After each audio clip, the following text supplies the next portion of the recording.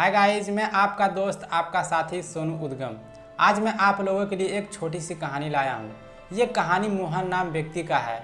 वह व्यक्ति सुबह खाता तो शाम नहीं और शाम खाता तो सुबह नहीं।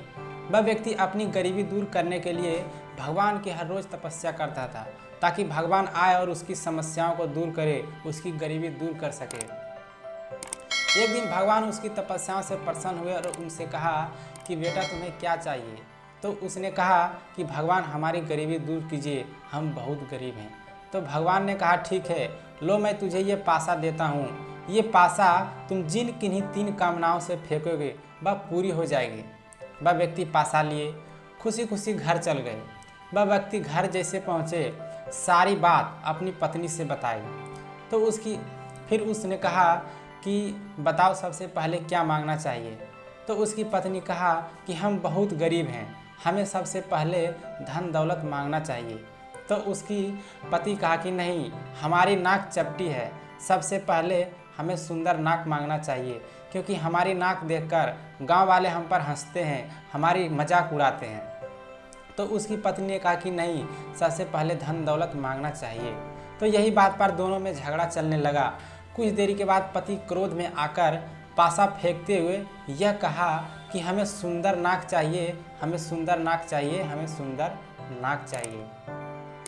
फिर इसके बाद क्या हुआ, जैसे उसने पासा फेंका उसके शरीर में 3 सुंदर नाक उत्पन्न हो गए। वह व्यक्ति महसूस किया कि यह तो बहुत बड़ी गड़बड़ हो गई, बहुत बड़ी विपत्ति आ गई है। फिर उसने दूसरी बार पासा फेंका और कहा कि हमारी नाक चली जाए। अब की बार क्या हुआ, उसकी अपनी नाक भी चली गई।